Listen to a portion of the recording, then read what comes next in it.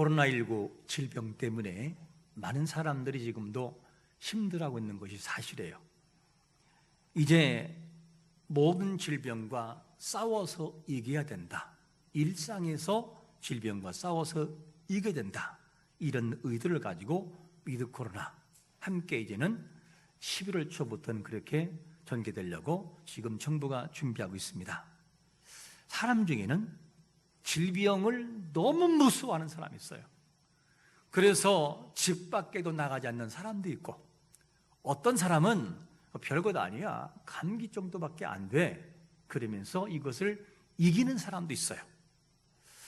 그런가 하면 어떤 사람은 예방접종을 해야 된다, 어떤 사람은 안 된다, 그런 사람도 있어요. 두려워하는 사람은 이해는 가요. 때로는 질병 접종을 맞고 너무 고통스러운 사람을 보기도 하고, 어떤 사람은 죽음에 이르기도 하기 때문에 불안감이 있는 것이 사실입니다. 그러나 중요한 것은 우리가 하나님 앞에 정말 맡기면서 모든 일을 하는 것은 참 중요하죠. 지금으로부터 약 300년 전에 무섭게 퍼져나가던 흑사병이 영국의 아이엄이라고 하는 마을까지 번지게 됐어요. 자, 그런데 전염병이 마을로 들어온 것은 조지 버커스라고 하는 사람이 양복을 하고 있었는데, 이 사람이 영국에서 받아온 소포를 뜯어서 이렇게 털었어요. 털었는데 거기에 뭐가 있었느냐? 흑사병에 이 전염된 벼룩들이 퍼져나갔어요. 그러면서 이 흑사병이 그 지역을 번져나가기 시작하는데, 이 조지 비커스라는 사람이 이 흑사병에 걸려서 나흘 만에 죽었어요. 그러고 난 다음에 이 흑사병이 마을 전체를 쑥대밭을 만드는 거죠. 그래서 정부와 그리고 주위의 사람들은 절대로 그 마을 사람들이 못 나오게 만들었어요. 완전히 차단시켜 놓고 당신들은 여기서 죽든지 말든지 마음대로 해라. 그리고 음식을 던져주는 정도로 그 마을을 봉쇄해버렸습니다. 그리고 1년 정도를 전혀 사람들이 만나지 않고 있다가 어느 날 사람들이 그 아이엄 마을을 들어갔는데, 신기한 일이 뭐냐면 그 마을의 절반 정도가 살아있더라는 거예요. 막 시체를 그냥 묻기도 하고 만지기도 하고, 심지어는 자기의 남편과 하루아침에 6 자녀가 다 죽었는데도 이상하게 살아있는 사람이 있더라는 거예요. 그래서 그 사람들을 이 피를 채취해서 DNA를 분석해 보니 그들의 DNA가 이 흑사병을 이길 수 있는 혈통을 가진 인자가 있더라는 거예요. 항체가 있더라는 거예요. 그래서 살아남은 사람들이 많이 존재한 걸 알았어요. 이 혈통이라고 하는 것은 우리가 선택하는 게 아니에요. 받는 자가 선택하는 것이 아니라 부모로부터 내려오는 것이 혈통이에요. 이게 DNA입니다. 부모가 항체가 있다 보니까 그 자녀가 자연적으로 항체가 생겼더라는 거죠. 이것이 은혜죠. 그러니까 살아남은 사람들의 그 비결은 뭐냐면 자기들이 잘나서 그런 것이 아니고 부모를 잘 만나서 부모의 혈통을 타고나서 그들이 살았더라. 이게 살아남은 사람들의 비결이었어요. 그 흑사병이 그 사람들의 몸에 들어갔어요? 안 들어간 게 아니에요. 들어갔지만 그들이 가지고 있는 항체가 어떻게 하느냐, 백혈구 이 모든 것을 다 보호해서 들어가지 못하게 만들어 놓은 것이 그들이 살아난 비결이었어요. 이 혈통은 타고나는 것이지 선택사항이 아니에요. 내가 그런 혈통을 되고 싶다? 그렇다고 되는 게 아니고 부모로부터 타고나야만이 지녀지는 거예요. 자, 혈통은 우리의 선택을 할 수가 없어요. 그런데 감사한 것이 뭐냐면 영적인 혈통은 달라요. 하나님의 능력을 힘입어 영혼의 아버지를 선택할 수 있어요. 비록 아담의 족보에서 태어났지만 거기에서 빠져나와 예수 그리스도를 믿음으로 우리의 혈통이 뒤바뀌는 것을 믿으시기를 축원합니다. 영적 혈통은 바뀌어요. 그래서 예수 그리스도를 믿음으로 우리는 가계가 바뀌어요. 어떻게? 마귀의 자녀에서 예수 그리스도의 자녀로, 주님으로, 하나님의 자녀로 혈통이 뒤바뀌어 그 다음부터는 우리에게 하나 오는 것이 있는데 하나님의 항체가 우리 앞에 생겨져요. 그 항체는 우리를 죽음으로 몰고 갈 수 없어요. 우리의 육신은 하나님의 약속대로 이 땅에서 다 죽지만 그 영혼은 절대로 사망에 이르잖아요. 왜냐? 예수 그리스도의 항체, 죽어도 사는 부활의 은혜가 우리 앞에 있으므로 우리는 지금 죽어도 영원한 천국에 들어가고 죽는다 할지라도 반드시 부활이 있음을 믿으시기를 축원합니다. 그게 하나님의 자녀의 신분이에요. 얼마나 이게 감사한지 몰라요.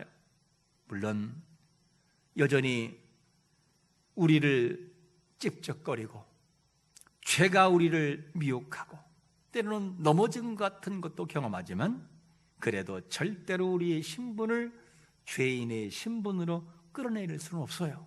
왜냐? 하나님의 항체 영원한 생명이 우리 앞에 있으니까. 이게 감사한 조건이죠. 자, 우리는 이렇게 하여 사망에 이르지 아니하고 영원한 그 나라에 들어가고 영원한 생명의 그 길로 들어가는 은혜를 누렸어요. 이런 은혜를 누릴 수 있는 이유가 뭘까? 오늘 말씀의 근거를 볼 때 첫 번째로 이러한 주제를 주죠. 그리스도 안에서 뭐 했기 때문에? 택하심을 받았기 때문에. 이 내용이 4절 보니까 이렇게 말씀합니다. 같이 한번 읽어볼까요? 시작. 곧 창세전에 그리스도 안에서 우리를 택하사 우리로 사랑 안에서 그 앞에 거룩하고 흠이 없게 하시려고. 이 내용을 보면 단어가 나오는데 창세전에 이 단어가 나와요. 그리고 그리스도 안에서 택하심. 이 내용을 보면 위의 단어가 우리의 신분이 누군가 이거를 보게 돼요. 나라는 존재는 창세전에 하나님이 택해주셨구나. 그리고 나라는 존재는 그리스도 안에서 이미 택하심을 받은 존재이구나. 이 사실을 알게 돼요. 여러분, 이 사실을 어떤 상황에서도 의심하지 말고 하나님의 자녀됨을 인정하시기를 축원합니다. 그러므로 우리가 세워진 것은 내가 잘나서 이 자리에 세워진 것이 아니라 그리스도 안에서 택하심의 원리를 통해 이 자리에 세워졌다는 거죠. 창세전에 택하시기로 작정한 원리가 있으므로 우리가 이 자리에 선 것인데, 근데 이 원리는 우리의 머리로 이해가 안 돼요. 우리의 생각을 가지고는 이해가 안 되는 이유가 뭐냐? 아니, 창세전에 이 말은 무슨 말이죠? 이 우주도 없기 전에 아무것도 없고 인생도 없는 그 전부터 우리를 택했다? 아니, 없는 사람은 어떻게 택하냐고요? 이것은 하나님만이 할 수 있는 고유 영역이에요. 이 땅에 존재하지 않았음에도 이미 존재한 사람을 확연히 보듯이 그 인생을 계획하시고 이 땅에 보낸다는 거예요. 이게 하나님의 택하심과 작정의 원리죠. 신기한 것은 뭐냐면 사람이 택함의 원리는 이런 거예요. 처녀 총각이 어느 날 서로 사랑해서 부부가 돼요. 그리고 자기야, 여보야, 우리 자녀를 둘 가지면 좋겠어. 하나는 아들이면 좋겠고 하나는 딸이면 좋겠어. 아니, 딸만 있으면 좋겠어. 계획을 해요. 그리고 자녀를 낳아요. 그러면 그 자녀가 남자일지 여자일지 누구를 닮을지를 전혀 알 수 없어요. 몰라요. 이것이 사람의 모습이에요.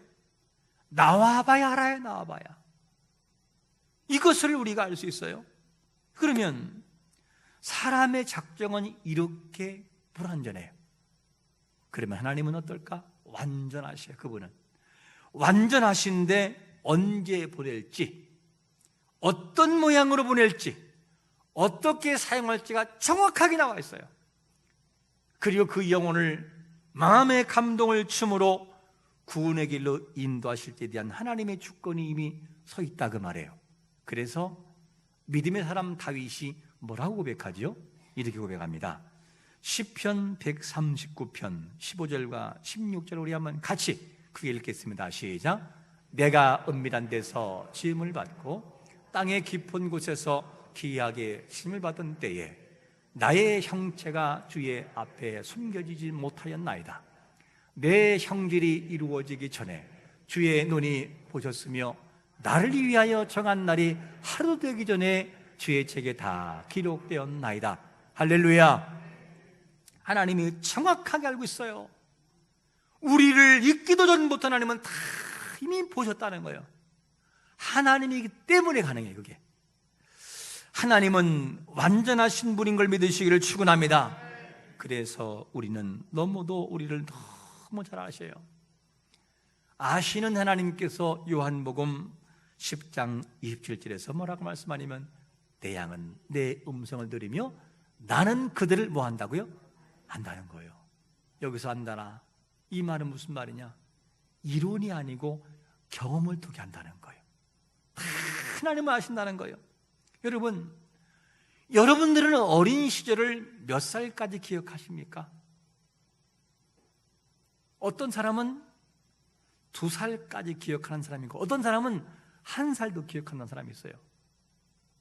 그럼 뭔가를 얘기하는데 가만 생각하면 그게 1살 때예요. 그게 기억이 난대요. 그런 사람도 있어요. 나머지는 어떻지요? 기억이 안 나요. 제가 다른 건 아버님, 어머님에게 다 물어봤어요. 근데 하나 쑥스러워서 물어보지 못한 게 있어요. 아버지가 저를 어떻게 생각하십니까? 아버지에게서 저는 어떤 사람인가요? 제 어린 시절의 기억을 한번 말해줄 수 있어요? 이 말을 뭐뭐 하고 싶었어요. 다른 건 제가 다 해봤어요. 아버지에게 안수도 해보고 아버지 아픔이 무엇인지 들어보기도 하고 저 또한 얘기해봤는데 그 얘기는 못 해봤어요. 그게 아쉬워요. 물어봤으면 좋을 텐데 그때 이런 말 들었으면 얼마나 좋을까? 야, 아들아, 아들은 나에게 너무 소중한 아들이었고 세상에서 가장 소중한 사람이었지. 너는 어릴 때부터 뭔가 욕심이 있었어. 한 번 한다면 하는 사람이었지. 야, 내가 보기도 참 무섭더라. 넌 나에게 소중한 사람이야. 나에게 소중한 사람이야. 야, 이 말을 한 번 들었으면 얼마나 좋았을까? 사랑한다는 말은 들었지만 구체적으로 들었으면 얼마나 좋을까? 우리는 어린 시절 기억이 없고 그리고 우리가 우리의 약함을 우리는 다 몰라요. 근데 하나님은 우리에게 정확하게 아셔요. 우리가 모르는 것도 다 아시고 우리가 어린 시절 끊긴 필름도 하나님은 다 알고 계셔요. 그 우리의 연약한 것이 무엇인지도 알고 있어요. 너무나 부족하고 연약한 것이 있으면 사람을 붙여서라도 그 인생을 만들어 놓는 것이 하나님의 일하심이에요. 그러니까 우리는 여기에 서 있는 것이죠. 여러분, 우리가 이 자리에 선 것은 하나님의 방법을 통하여 누군가를 붙이고 누군가의 말과 누군가의 손길을 통하여 우리를 만드시고 자라게 하셨기 때문에 우리가 이 자리에서 하나님을 믿게 된 것을 믿으시기를 축원합니다. 그게 하나님의 일하심이에요. 우리가 이것을 꼭 아는 것이 참 중요합니다. 우리는 그리스도 안에서 하늘의 신령한 복을 누리기 위해서 있는 사람들이고 예배된 사람이죠. 이게 우리의 신분이에요. 하나님이 하늘에 예배된 그 모든 것들, 그 하나님이 가장 좋은 걸 주고 싶어요. 세상의 부모가 자식에게 고기가 있는데 여보, 저 아들 올 거니까 숨겨둬, 우리끼리 먹자. 이런 부모는 없어요. 여보, 없나 봐봐. 또 좋은 거 없나 봐봐. 그래서 어떻게든지 자녀에게 좋은 것을 먹여 싶고 좋은 걸 주고 싶은 것이 그게 부모의 마음이에요. 여러분, 하나님이 우리를 향한 이 마음은 가장 좋은 것을 주고 싶어 하시고 가장 좋은 것을 예비하고 있음을 믿으시기를 축원합니다. 이거를 믿어야만 돼요. 그래서 우리는 하나님의 그 은혜를 늘 기억하고 구원의 복을, 구속의 은혜를 적용하면서 우리를 바라보고 살아가야 돼요. 지금도 우리가 주님을 고백하고 주님을 부인하지 않는 것은 내 곁에서 내 속에서 성령의 은혜가, 삼위 하나님의 능력이 우리 앞에 개입됨으로 그 주님을 믿고 주님을 고백하고 있다는 거예요. 그 은혜가 아니면 절대 불가능합니다. 하나님이 우리와 함께하고 있어요. 우리는 그 하나님을 아버지라 부르고 있고 그 구속의 은혜를 누리고 지금 살고 있어요. 그래서 우리 마음 중심 속에 이 가치가 살아 움직여야 돼요. 나는 창세 전에 하나님의 선택이 있었는데 그리스도 안에서 이미 선택받은 사람이므로 나는 예수를 믿어. 나는 그분을 고백해. 내가 믿는 그 예수 그리스도는 나의 능력이 아니고 나를 도우시고 인도하시는 성령의 은혜가 내 마음을 지배함으로 나는 그분을 지금 믿고 있고 그분을 인정하고 있어. 나는 그런 사람이야. 이 가치, 그리스도의 보혈의 가치가 항상 우리 마음속에 흘러 넘쳐야 됩니다. 가치가 얼만큼 중요하냐면 기사를 보다 보니 이런 사진 하나가 있었어요. 한번 띄워주실까요? 저 차는 아주 멋있는 포르쉐 차이죠. 저 차가 있고 위에 하나의 주제가 있는데 이런 제목이 달려 있었어요. 월 238만 원 내는 포르쉐 카푸어, 하루 두 끼 라면 먹고 배달 알바. 이런 제목이었어요. 무슨 말이냐? 이 차를 모는 사람이 처음 출발은 준준형 차를 사야지라고 했는데 가서 보니 그것이 아니라 고가의 스포츠카를 사게 된 거예요. 그 구매한 모델의 스포츠카는 포르쉐 911 카레라 GTS입니다. 저 차 가격이 얼마냐? 최고 얕은 가격이 1억 7,100만 원, 높은 가격은 1억 9천, 약 2억이 가요. 저 차가. 근데 이 사람이 차를 사고 보니 너무나 돈이 많이 나가서 한 달에 230만 원씩 내다 보니까 월급을 다 쏟아붓고 나중에는 라면만 먹다가 그래도 안 되니까 일과 시간에 알바해서 저 차를 몰고 다니는 거예요. 죄송합니다. 이런 표현 써서 우리가 볼 때는 뭐라 하죠? 뭐 했어? 미쳤어. 이런 말을 해요. 미친 거 아니야? 이런 말을 해요. 그런데 저 사람에게는 그것이 미쳤다고 하는 가치랄지라도 뭐가 움직이는 힘이 있다는 거예요. 나는 라면 두 끼를 먹어도 나는 그게 행복해 라고 하는 저 사람만이 가진 온전하지 못한 가치가 저 사람을 지배하니까 저렇게 하는 거예요. 그럼 우리는 어떻죠? 우리는 세상 사람들 우리를 바라볼 때 온전한 정신이 아니라고 그래요. 주일날만 되면 그들이 말할 때 아유 일요일날 뭐하러 가?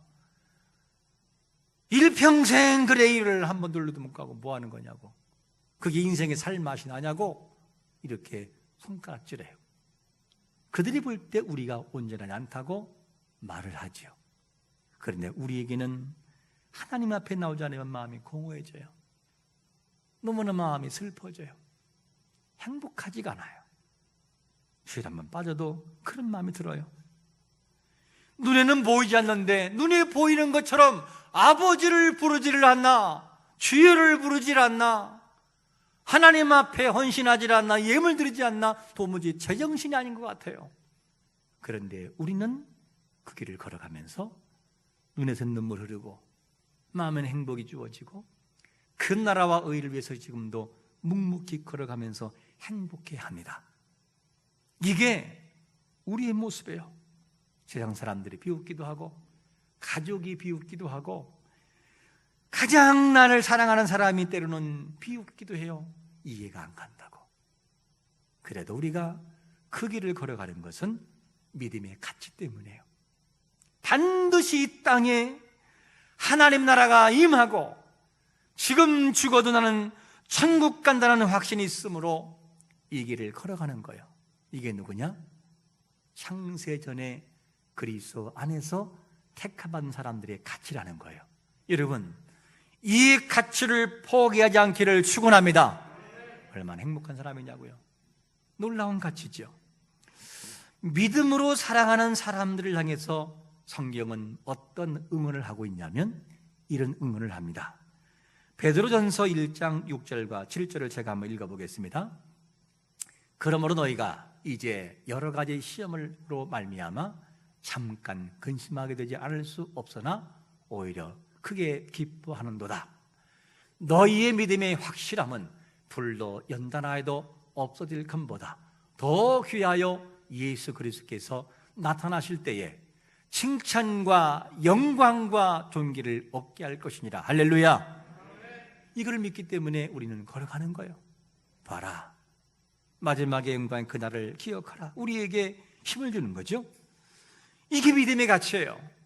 눈에는 보이지 않지만 반드시 있을 것을 믿고 이 땅에 살고 있지만 그 나라의 영원한 나라가 반드시 나에게 도래할 것을 믿으면서 우리는 걸어가는 가치가 우리를 지배해요. 이게 누구냐?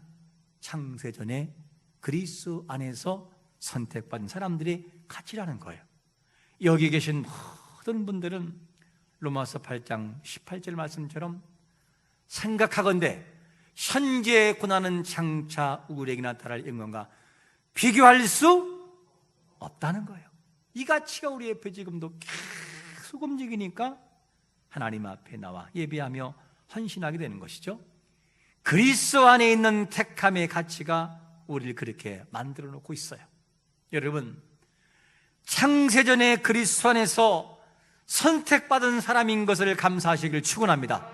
아무리 생각해봐도 이것은 은혜고 우리의 노력이 아니라는 것이죠. 그러면 택하심을 받아 하늘의 신령한 복을 누리며 살아가는 사람들은 누구의 뜻으로 이렇게 되냐? 누구의 뜻으로? 오늘 성경 두 번째로 뭐라고 말씀하냐면 하나님의 기쁘신 뜻이라는 거예요. 이게 이 내용이 5절에 보니까 이렇게 말씀합니다.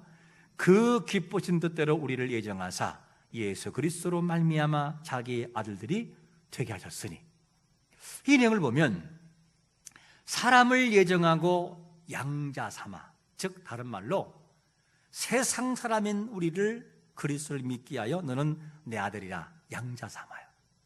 이렇게 삼으시는 모든 것은 그리스도 안에서 이루어지고 하나님의 계획하심을 통하여 진행이 돼요. 그리고 성령이 그거를 믿게 하시고 그렇게 되게 만들어 놓아요. 이 모든 것이 십자가의 죽으심과 그 예수 그리스도의 부활하심을 통하여 완성이 돼요. 만세전에 택하시고 양자 삼으심의 이 은혜는 전적인 하나님의 뜻인 것을 믿으시기를 축원합니다. 그 기쁘신 뜻이라고 하는 이 원문 헬라를 보면 텔라 토마스, 원형은 텔레마라는 뜻이에요. 이 텔레마라는 뜻이 어떤 것을 말하냐면 하나님의 절대 주권을 말해요. 절대 주권. 텔레마, 이거는 하나님 뜻인데 네 뜻이 아니고 내 뜻이다 그 말이에요. 내 뜻을 통하여 너를 택하고 내 뜻을 통하여 너희 마음에 성령을 주고 내 뜻을 통하여 네 마음 속에 그리스도를 믿게 한다는 것. 텔레마, 이게 단어예요. 텔레마, 뜻. 하나님 뜻이라는 거예요. 이 내용을 바라보면 아무리 생각을 하고 계산을 해봐도 은혜를 고백하지 않을 수 없어요. 새벽에 늘 저는 묵상하며 기도합니다.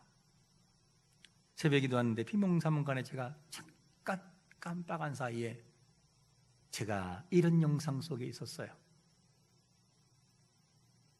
한참 있는데 제가 어느덧 구름 위로 올라가 저 높은 곳에 우두커니 서 있었어요. 그리고 하늘 밑에를 저 바라보니 구름이 있고 수많은 영혼들이 다 하늘로 막 올라오는 거예요. 그리고 어느 한 장소인데 그 장소에 많은 사람들이 몰려 있었어요. 그런데 신기한 것은 뭐냐면 그렇게 큰 문은 전 처음 봤어요. 누런색 그 대문이 있는데 토문이 문을 열 자가 없어요. 들어갈 수가 없어요. 너무너무 크고 너무나 중후해서. 그래서 제가 마음에 슬퍼하고 있는데 한켠에서 저에게 이런 소리가 들립니다. 하나님의 중요한 소리가, 내가 나의 피로 너를 구속했다. 들어와라. 내가 나의 피로 너를 구속했다. 들어와라. 깜빡 하고 생각하는데 그 말 때문에 내가 나의 피로 너를 구속했다. 들어와라. 문이 열리는 걸 바라보고 저도 모르는 사이에 눈물이 흐르기 시작을 했어요. 아무리 생각을 해봐도 문에 들어갈 수 없었는데 내가 나의 피로 너를 구속했다는 이 말 때문에 첫눈에서 눈물이 흐르고 있었어요. 맹정신이고 눈은 또 기도를 이어가는데 도무지 눈물이 멈추지 않아요. 아무리 생각을 해봐도 문에 들어갈 수 없는 나 자신을 나의 피로 너를 구속해서 들어와라. 이 말 때문에 비록 비몽사몽간에 그 경험한 하나의 꿈과 같은 것이지만 저에게는 은혜로 다가왔어요.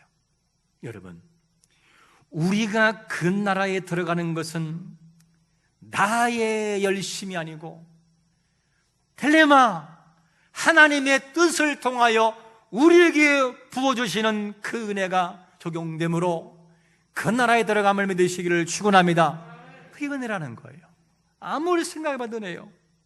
그러므로 그리스도의 피가 우리의 죄값을 치르셨기 때문에 우리는 구원함에 취소가 되지 않아요.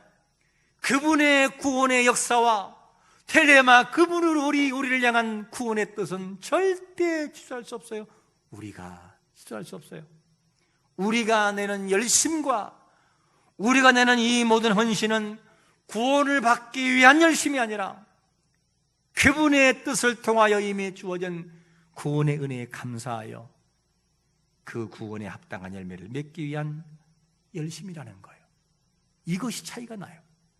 이거를 바라볼 때 아무리 생각을 해봐도 은혜가 아닐 수 없고 주님을 고백하지 않을 수 없어요. 어떤 사람은 이렇게 질문할지 몰라요. 예정론, 택함의 원리를 이야기하면 숙명론과 다른 말로 말하면 운명론과 다를 바가 뭡니까? 하나님이 정했다면서요. 죽을 자를 정하고 택할 자를 택했다면서요. 그러면 죽을 자는 어쨌든 정해진 운명이니까 그냥 삽시다. 그리고 포기 상태. 숙명론 즉 운명론은 인생의 중점이 어디 두느냐? 시간에 중점을 둬요. 시간. 그런데 예정론은 아까 말했죠. 텔레마. 하나님의 주권이라고 뜻이. 하나님의 주권에 중점을 둬요. 숙명론은 즉 운명론은 과거에 이미 결정된 사건이므로 자포자기하고 인격이 포함되지 않아요. 그런데 예정론은 어떤 것이냐? 하나님의 주권을 통하여 우리를 이끌어감으로 하나님이 우리를 이끌어갈 것을 분명히 믿고 낙심하지 않아요. 좌절했다가도 아니지, 내가 이렇게 살 것이 아니지. 하나님은 나를 그리스도 안에서 선택했다면 이런 삶을 하나님이 과연 원하실까? 아니지. 그리고 좌절 가운데서도 하나님의 절대 주권을 바라보고 뜻을 바라봐요. 여러분, 이 하나님의 절대 주권을 믿고 어떤 상황에서도 좌절하지 않기를 축원합니다. 이끌어 가심을 믿어야 돼요. 그래서 이런 사람들에게는 어떤 마음을 갖냐면 하나님의 절대 주권을 믿는 사람들에게는 로마서 8장 28절 한번 같이 읽어보겠습니다. 시작. 우리가 알거니와 하나님을 사랑하는 자 곧 그의 뜻대로 부르심을 입은 자들에게는 모든 것이 합력하여 선을 이루느니라. 할렐루야. 좌절하잖아요. 넘어질 수 없어요. 왜냐? 잠시 받는 고난이 아니지, 하나님이 반드시 선하게 인도하실 거야. 나는 믿어. 왜? 하나님을 주권을 믿는 사람들은 그거를 믿고 나가기 때문이죠. 이게 참 중요합니다. 우리가 예수님을 믿고 예수님을 고백할 수 있는 것은 나의 뜻이 아니고 누구의 뜻이라고요? 하나님의 뜻, 텔레마, 그분의 주권이라는 거예요. 그분의 뜻이라는 거죠. 선택받은 것이 우리의 주권이 아니고 텔레마, 그분의 뜻이라는 거예요. 이거를 생각하면 선택받은 우리는 따질 것이 없고 그냥 감사할 뿐이에요. 그냥 감사할 거래요. 그냥 감사한 것밖에 없어요. 예수님이 믿어지십니까? 그분이 고백되어 주십니까? 이 중요한 것은 그 하나님의 은혜를 다 기억하고 하나님의 뜻을 쫓아 하나님의 뜻이라는 이걸 기억하면서 감사하면서 나 삶에 적용시켜야 돼요. 이것이 얼마나 큰 은혜인가. 그리고 살면서 6절의 말씀처럼 은혜의 영광을 찬송하는 것이 마땅하다. 마땅하다. 이 고백을 가지고 나가야 돼요. 그분의 뜻대로 부르심을 받은 자들은 이런 고백을 할 수 있어요. 어떤 고백? 하나님의 그리스도 안에서 선택받은 자들만이 이 고백이 우리에게 유효해요. 같이 한번 7절을 읽어보겠습니다. 고백으로 시작. 우리는 그리스도 그리의 풍요의 풍성함을 따라 그의 피로 말미암아 성량 곧 죄 사함을 받았느니라. 할렐루야. 하나님의 은혜 안에서 그리스도 안에서 선택받은 자들만이 고백을 유효하게 할 수 있어요. 고백을 할 수 있어요. 우리의 구원은 창세 전에 그리스도 안에서 택하심의 은혜 때문이고 하나님의 절대 주권을 통하여 우리에게 부어진 은혜, 텔레마, 그 은혜예요. 나의 뜻이 아니고 그분의 뜻이에요. 이걸 생각할 때 너무나 감사하죠. 그래서 우리는 그리스도의 보혈을 의지하여 성전에 나왔고 예배하고 고백하고 찬양하고 있는 거예요. 이것이 아니면 불가능합니다. 그 기쁘신 뜻대로 예정함을 입어 하나님의 자녀가 된 우리 마음속에 영원토록 그리스도의 보혈이 내 마음을 적시고 나를 움직여 주님을 고백하는 신앙의 성숙함이 이어지시기를 예수 그리스도 이름으로 축원합니다. 아멘.